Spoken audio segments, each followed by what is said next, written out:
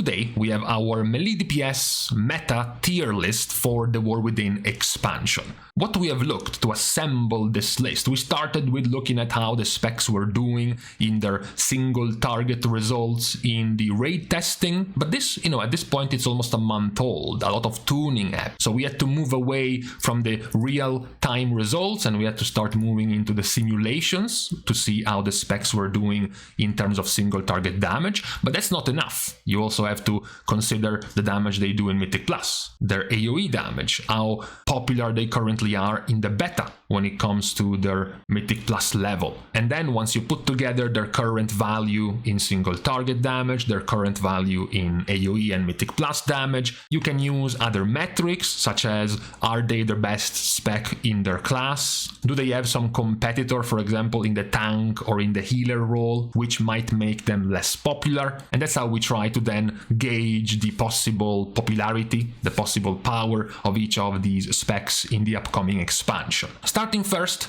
we have Havoc Demon Hunter, which sits at a very comfortable A level. They sit at a very comfortable A level because they have one of the best splits of hero talents across all melee DPS specs. It's gonna be a very important feature for your spec to be able to change what you do based on your hero talents, which is something that Havoc can do.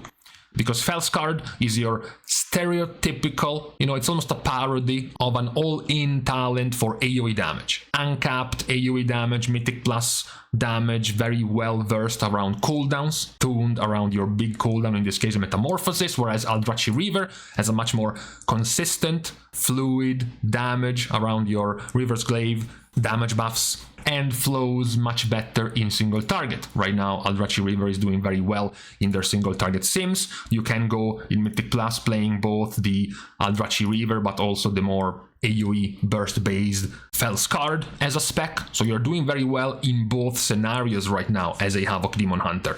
The thing that might stop you from doing even better is what we just mentioned, which is the fact that someone else in your class is also doing very well, which is Vengeance. As you know, it's quite hard in the meta of Mythic Plus to see two specs of the same class to ever be meta at the same time. We have to go back all the way to like 6 years ago to find double rogue comps to see two specs of the same class being used. So what happens when both of these specs are going to be meta could be the worry for Havoc Demon Hunter. But even then, by themselves, they are still very powerful, and they remain powerful in raid as well. So it's a very, comfortable situation right now for Havoc Demon Hunter. Who is perhaps in less of a comfortable situation is Feral Druid. I don't want to fall too much into the memes related around Feral Druid. It's not that the Feral itself is doing quite poorly, even when looking at the sims, these are quite outdated, they're not nearly as weak at the moment, but that is always kind of the problem we fall on when we talk about Feral Druid. They are generally a quite underplayed spec. They will need to be doing some pretty top tier damage to start being played by the community. Something like a Ret Paladin or a Survival Hunter that we have seen in this expansion or in the last expansion. Usually, if you're ever in a situation where you can say, yeah, Feral is doing pretty good damage, similar to Warrior, similar to Rogue, or similar to Death Knight, then you're gonna have way more Warriors and Death Knights and Rogues in your groups than a Feral Druid, which is kind of the issue Feral is in right now. Their two hero talents, Wildstalker and Druid of the Claw, are not in nearly as good of a split as Havoc does. They don't have a super fixed single target hero talent and one for AoE. They do have one which is more fit for Mythic Plus, which is Wildstalker, but even then, both options of Feral, whether you're playing with Wildstalker or you're playing with Druid of the Claw, it is essentially nothing special, which I think is kind of the issue around Feral. Unless you do have something very special, you are bound to be, generally speaking, underplayed. They do benefit, we can say this, they do benefit from the fact that Balanced Druid is perhaps being even worse than Feral, or I should say definitely worse than Feral right now, so at least they win the in-class fighting of the best DPS pick. Unfortunately for them, Guardian Druid is also doing quite okay right now, and also Resto Druid is doing even better. So you don't even have the clear angle of, oh, I'm the only druid for my Mark of the Wild, you know, I have my freebie raid spot because of that. That is also very unlikely going to be the case. So again, it's a mix of being generically a rather underplayed spec, plus not even being the best spec in its class right now, plus the damage at the moment not being nearly as outstanding as you would need the damage of a feral druid to become much more, you know, much more relevant in the meta, both in the raid and in Mythic Plus. After them, you have survival. Now, survival makes it all the way to B, despite being in a similar situation to what we mentioned about feral when it comes to being popular and being played as a spec, because their damage is actually better. Now, admittedly, they are practically almost the opposite of Havoc Demon Hunter, in the sense that they are functioning mostly just off of Sentinel. Right now, Pack Leader is quite tuned behind Sentinel to the point that you can even spec AoE as Sentinel and still outdamage the single target build for Pack Leader, and the fact that in general Sentinel flows much better because Pack Leader focuses way too much on your kill command, either by simply buffing your kill command or synergizing, doing something when you cast kill command, which is not very conducive, especially when it comes to AoE, which has been the strong point of Sentinel even after the 55 nerfs given to Sentinel. It is still doing pretty good damage. Yeah, it has been nerfed many times, but if you combine Sentinel with Lunastorm with Symphonic Arsenal, we are talking about 24-ish% of your damage coming from your hero talent, which is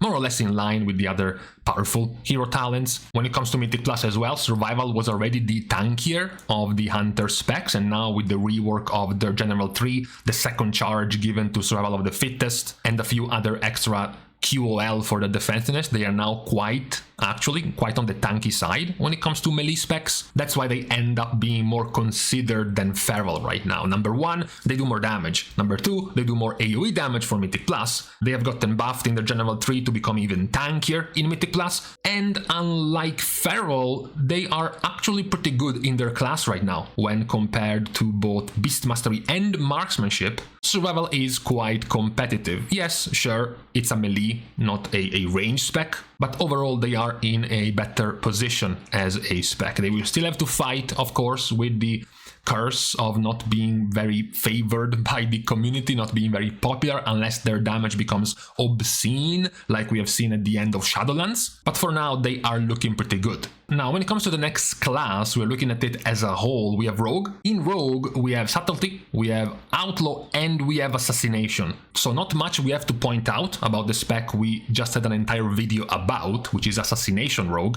They end up in the S tier because right now they are one of the most powerful and most played specs in Mythic Plus in the beta, while playing practically exclusively Deathstalker as a hero talent. Their single target damage, even missing the last trio of talents to go down the arterial precision line, is still quite good, but their major power right now stays within Mythic Plus. But that is the thing about Rogue, that is not just about Assassination, because Outlaw and Subtlety are not weak either. Outlaw, for example, at the moment has one of the highest simming single target results in terms of damage as a Fatebound Rogue.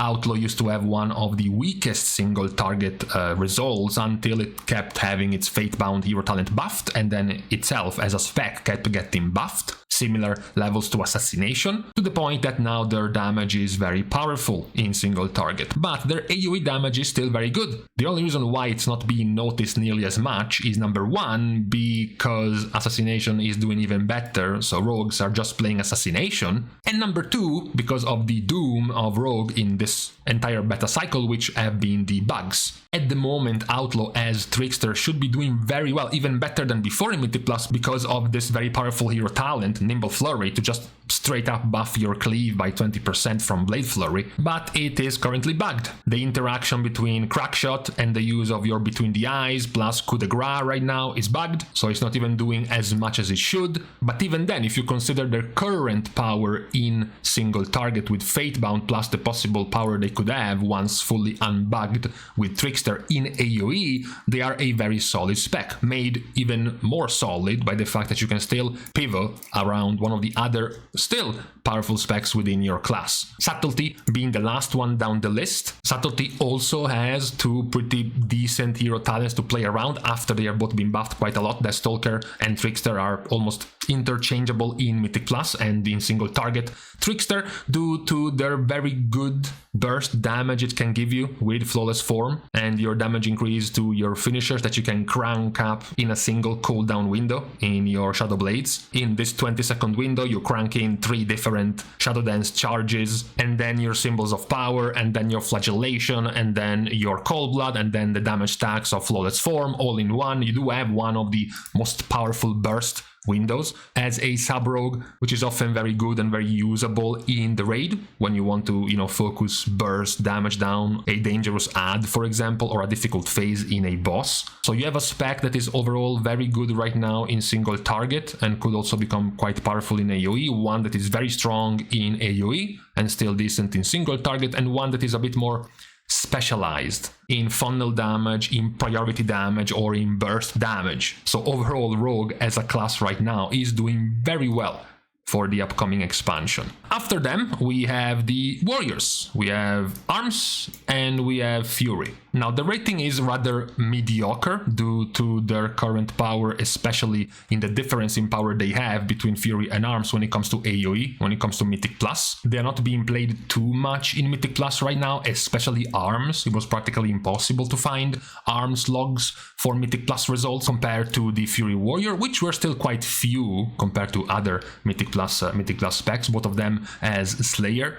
And that is kind of the issue right now. When it comes to single target, both of their damage is actually pretty good. They would both be here or even like halfway through the A tier. But then you also have to add in their current Mythic Plus popularity and the performance they are having in Mythic Plus. Then you have to add in the what ifs. What are they actually bringing in Mythic Plus in terms of utility or possible things that might make them needed. And Warrior is still quite weak in the amount of utility, crowd control, for example, they might bring in Mythic Plus. And then you have the other question about the competition. We mentioned about Vengeance being quite good and popular right now. That might make Havoc be a bit more risky in their popularity. Same goes for Warriors, because Prot Warrior is also doing very well right now, which might make the popularity of these two melee DPS specs go down a little bit more if you have a more powerful tank spec in the meta. On a similar note, somewhat quite similar could be said about the DK specs, because you have right now Frost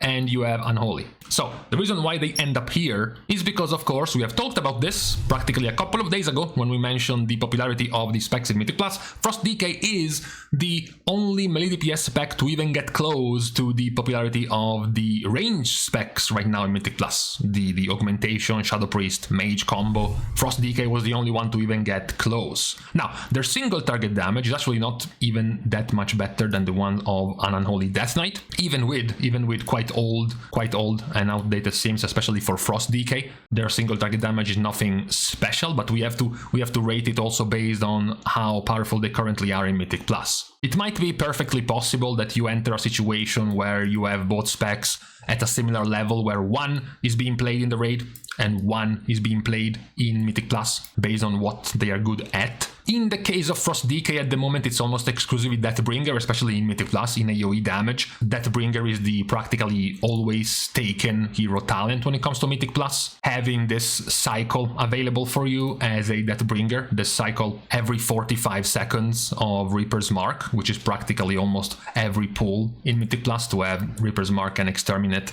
add to your AoE damage. So they don't have nearly as much of a use at the moment of Rider of the Apocalypse. Unholy DK, on the other hand, unlike Frost, they can play in both styles. They are playing both Rider and also Sun Lane, despite both of the hero talents being nerfed multiple times. But they are definitely being not nearly as relevant in Mythic Plus compared to Frost DK. That's why you give them naturally a lower rating than Frost, given their current popularity and power in Mythic Plus. Let's just put it that way. Right now, the advantage that Frost has in Mythic Plus is higher than the advantage that Unholy has in single target when it comes to the two specs of the same class. Similar to Havoc, we have to mention also the same danger, which is the fact that Unholy and Frost are still being chased by Blood, who is also doing very well as a tank right now. So it might make it harder for Frost to be a staple Mythic Plus pick if Blood Decay is also a very good choice. Down the list, we continue with some disappointment in Ret Paladin. So when it comes to dangers in its own class, he is pretty free and safe from Prot Paladin, who is not currently being super powerful in Mythic class. But, however, Holy Paladin is.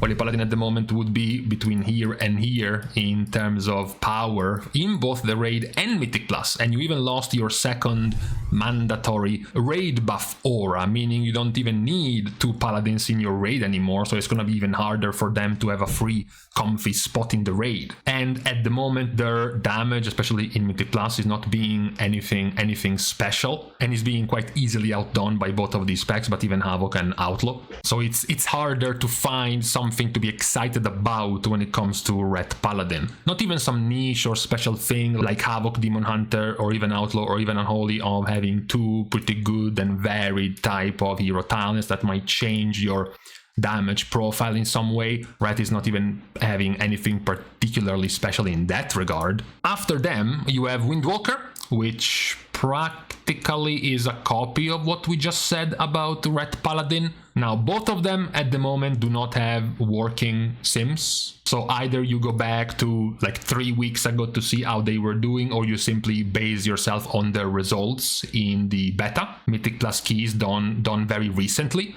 I guess if you were to gauge their damage, we might actually put Windwalker 1 tier higher, especially when it comes to Mythic Plus. They do perhaps suffer not nearly as much of a problem as Ret, where Ret has Holy Paladin, which seems to be very popular right now in the beta. Mistweaver doesn't seem to be nearly as popular as a healer, and Brewmaster doesn't seem to be nearly as popular as a tank. So there is a more clear option for Windwalker of, for example, being the only monk in your raid. Tanks in the next raid could very easily be Blood and Vengeance, or Blood and even Guardian Druid, given the state of druids, giving you a much easier spot as a Windwalker in the raid compared to a Ret Paladin. So after that, it will mostly just come down to your performance in Mythic Plus, and right now Windwalker is just slightly better. The last in line, Enhancement, is a bit of a weird one. Enhancement ends up here right now. Now, based on just the results, even just their first sims preliminary for single target, Stormbringer is doing quite well as a hero talent. They are not definitely like Havoc, where they have 2 very easily viable hero talents at the same time, since at the moment Totemic is being quite overperformed by Stormbringer. But even looking at their AoE damage in Mythic Plus, you know, they do have some pretty good AoE damage, able to contend, for example, with a Frost Decay. Their Tempest AoE splash uncapped damage is helping them a lot, considering the previous weaknesses of Enhancement in doing large number of targets AoE damage. So their single target damage is quite competitive, their AoE damage is also doing quite fine, so why wouldn't they be like close to here rather than here? The problem is that out of all of the specs we have mentioned today, Enhancement is the one more at risk at being punished by the power of their 2 other specs. Now, they might not necessarily be here, but if they're not here, they are here. Either way, they are definitely ahead of Enhancement right now. The last time we did see Elemental before being significantly nerfed, and also after the changes where they don't even have working sims right now, their single target was definitely better than an Enhancement Shaman. Now their main single target hero talent, Farseer, has been nerfed, but they might still be doing better than Enhancement. Same goes for Mythic Plus. In Mythic Plus, they are still being played right now at a higher rate, significant higher rate than Enhancement. And then you also have the healer, Retribution Shaman, which was the most played healer in the beta in the past few days, together with Holy Paladin, and might be likely to also be a good choice in the raid as your healer. So that is definitely what Enhancement is suffering more from right now. None of these specs tying together with them in the B tier are being nearly as oppressed by their other specs, like Brewmaster and Mistweaver for Windwalker, for example, or Beast Mastery and Marksmanship for Survival. At least in the case of Subtlety, for example, who do have 2 specs better than them, they do have something special. Their funnel damage, their burst damage, their priority damage is special and can be better than both of them, whereas Enhancement doesn't even have any, particular special feature that might make them unique in some way. Sadly for them, of course it was great for the shamans, but sadly for them they lost Wind Fury, so their one guaranteed raid spot is no longer even here, because now Resto and Elemental also have access to the raid buff, so they even lose that in the raid. That's why they are not making it above this, even though they might be, or they currently are actually doing equal or perhaps slightly better than these specs. They definitely do suffer more from the competition within their same class, which, as we know, can hurt you, can hurt a spec, which is the very reason why, for example, when we will go over the range DPS or over the healer, we will see devastation and preservation below their current value simply because of this abomination.